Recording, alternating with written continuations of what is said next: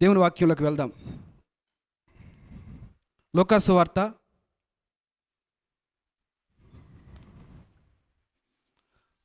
వార్త ఈ సంవత్సరం కొరకై ప్రభు నా హృదయంలో వచ్చిన 2 మాటలు మొదటగా మేము మీదట పంచుకోవాలని నాకు ఆశగా ఉంది. లూకాసు వార్త 3వ అధ్యాయము 6వ వచనం నుంచి చదువుగా ధ్యానం చేద్దాం. గట్టిగా ఒకళ్ళు.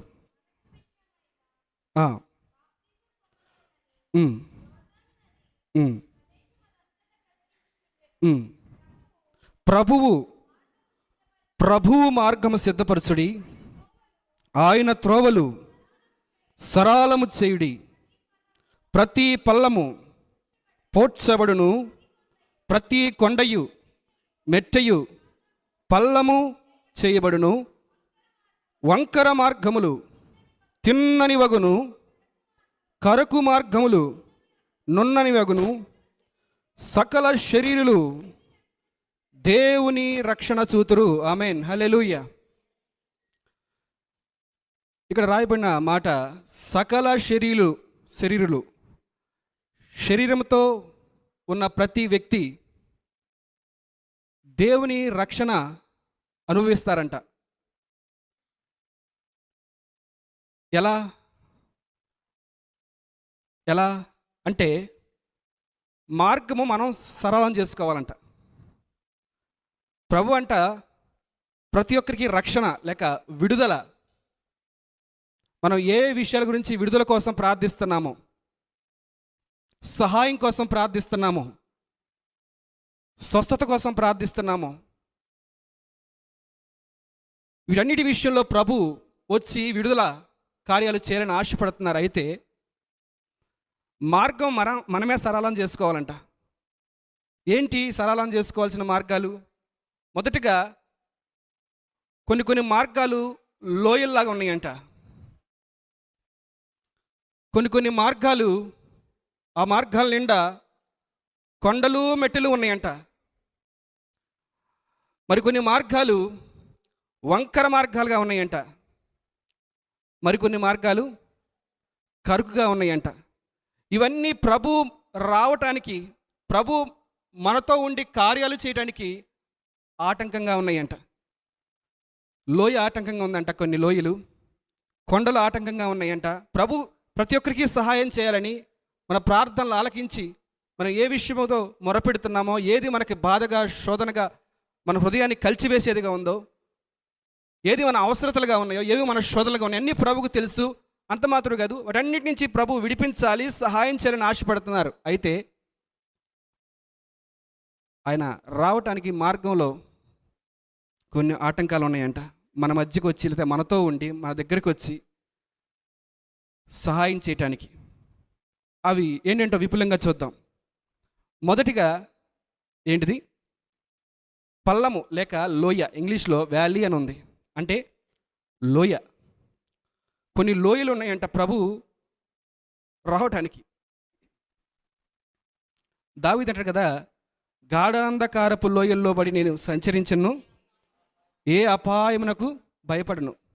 లోయ ఏం చూపిస్తుందంటే, సహజంగా ఇశ్రాయేలు ప్రాంతాన్ని ఎట్లా ఉంటుందంటే కొండలు లోయలు గల దేశం. కొండ మీద చక్కగా నీ ఎండ ఉంటుంది, చక్కగా అన్నీ ఫలిస్తాయి. లోయలో ఏముంటుంది?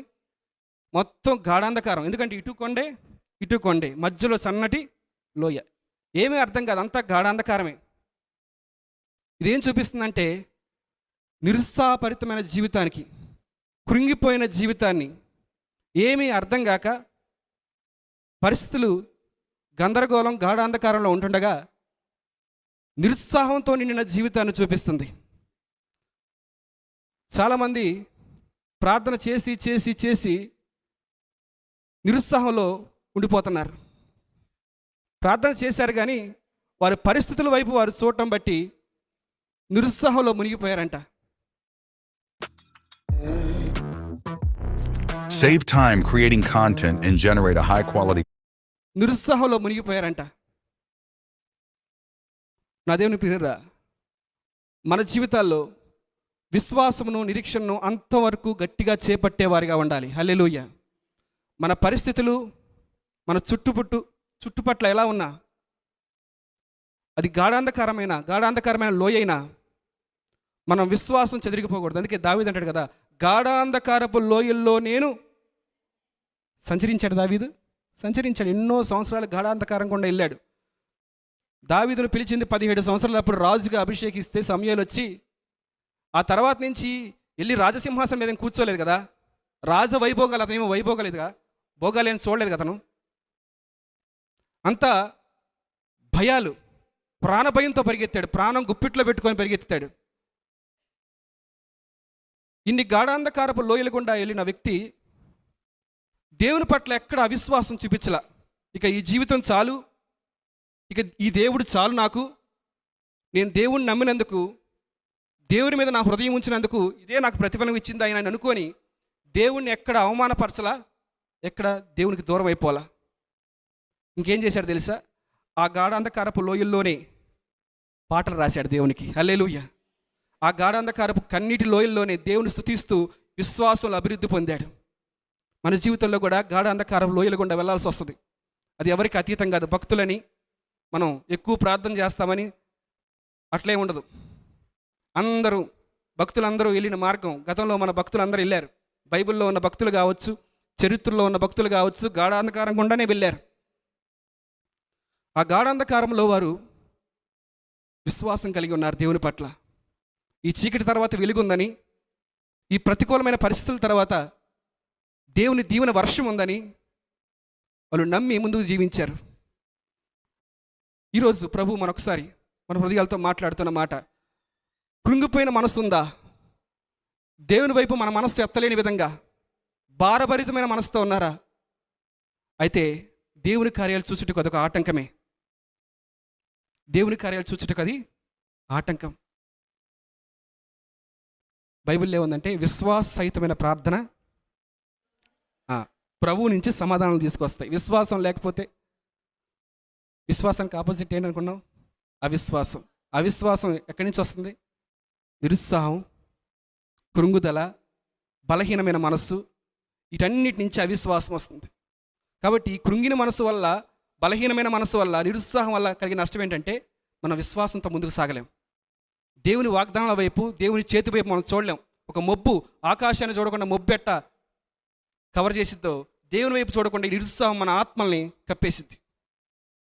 కాబట్టి నా దేవుని ప్రియులారా, ఈరోజు ఒకవేళ నిరుత్సాహంతో ప్రార్థన చేశాం, ప్రయత్నం చేశాం, విఫలమైపోతున్నాం, కన్నీరే మిగులుతుంది అని కృంగిపోయిన మనసుతో ఉంటే, విశ్వాసం ఇంకా జనించట్లేదు నాలో, విశ్వాసం ఉంచుదామని ఆశపడుతున్నాను కానీ రావట్లేదు నాలో అని అంటే, నేను అంటాను, మన హృదయంలో విశ్వాసం ఇచ్చుటకు కూడా దేవుడు శక్తిమంతుడు. హల్లెలూయా.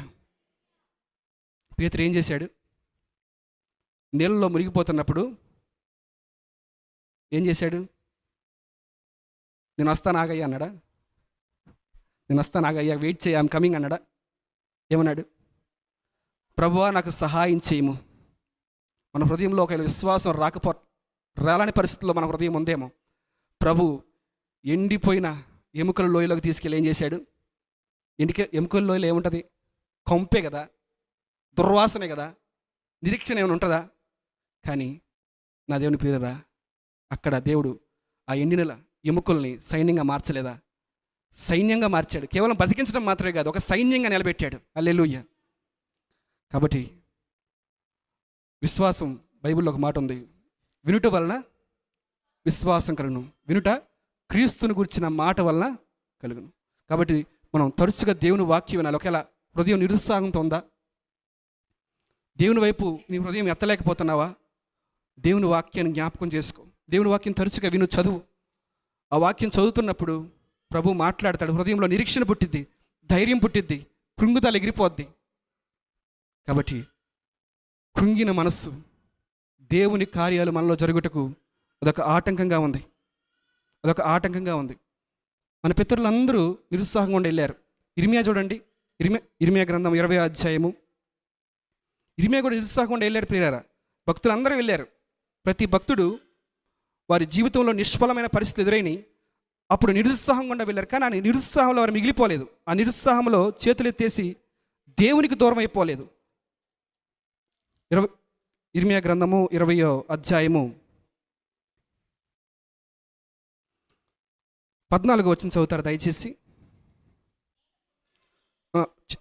చూడండి, ఇర్మియా స్వయాన తన నోటితో పలుకుతున్న మాటలు. నేను పుట్టిన దినము శపింపబడునుగాక, నా తల్లి నన్ను కనిన దినము శుభదినమని అనబడకుండునుగాక. ट्रैवल बुकिंग बनाओ आसान. Make my trip. Download the app now.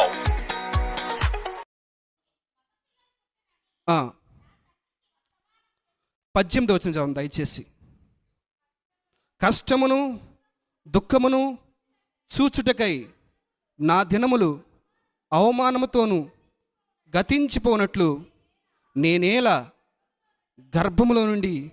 చూడండి ఎంత నిరుత్సాహంతో మాట్లాడుతున్నాడు ఇర్మియా కన్నీటి ప్రవక్త, కన్నీటితో ప్రార్థన చేసి ప్రవచించేవాడు. కానీ ఇశ్రాయేల్లో మారు మనసు పొందేవాళ్ళు కాదు. ఇశ్రాయేల్లో అబద్ధ ప్రవక్తలను నమ్మేవారు. అబద్ధ ప్రవచనాలను నమ్మి తమ జీవితాలను ఇంకా శాపాస్పదంగా దేవునికి విరోధంగా మార్చుకుంటున్నప్పుడు ఇర్మియా అంటున్నాడు, ప్రభువా, నేను బాలుణ్ణు, నేను ప్రకటించలేనని ఇంట్లో కూర్చుంటే నువ్వే వెళ్ళమన్నావు. బయటికి వెళ్ళి చెప్తుంటే ఎవరూ నా మాట వినట్లేదు. వినకపోగా నన్ను అవమానిస్తున్నారు, దూషిస్తున్నారు, కొడుతున్నారు. ప్రభువా, అసలు నన్ను తల్లి గర్భంలోంచి బయటికి తీయకుండా ఉంటే బాగుండేది కదా ప్రభువా అంటాడు. ఎంత నిరుత్సాహం ఉంటే, ఎంత కృంగిపోతే ఆ మాట అనాలి. కానీ అక్కడ ఆగిపోలే ఇర్మియా. కృంగిన పరిస్థితిలో సైతం నిరీక్షణ కోల్పోకుండా దేవుని మాటని గట్టిగా పట్టుకున్నాడు. ఒకవేళ నిరుత్సాహం మదికి తాగుతుందా, హృదయాన్ని పిండుతుందా, నిరుత్సాహ పరిస్థితుల వైపు చూడొద్దు. మరలా నీ వైపు గట్టిగా తిప్పుకో. మనసుని ఎట్లా తిప్పుకో? గట్టిగా దేవుని వైపు తిప్పుకో. యెషయా భక్తుడు మాట అంటాడు, ఏమంటాడంటే, అయ్యా, తన మనస్సును నీ మీద ఆనుకున్నట్టుకు తాను రేపుకునేవాడు మా ప్రజల్లోంచి వెళ్ళిపోయారు అంటాడు. ఏంటంట? మన మనసులో అంటే ఏం చేయాలంట? దేవుని మీద ఆనుకున్నట్టుకు మనమే రేపుకోవాలంట. మనం రేపుకొని దేవుని మీద ఆనుకున్నట్టుకు, అంటే చుట్టూన్న పరిస్థితుల వైపు చూడకుండా, ఆ పరిస్థితులు బట్టి మనం చలించకుండా, ఎలా ఉన్నా సరే దేవుని మీద ఆనుకున్నట్టుకు మన మనస్సును మనం రేపుకోవాలంట. అలాంటి వారికి దేవుడు సహాయకుడిగా ఉంటాడంట. హల్లెలూయా, హల్లెలూయా. కాబట్టి మొదటగా నిరుత్సాహపు లోయ నుంచి బయటికి రావాలి. నిరుత్సాహం నుంచి బయటికి తీసుకొచ్చేది ఏంటి? దేవుని మీద అచంచలమైన విశ్వాసం.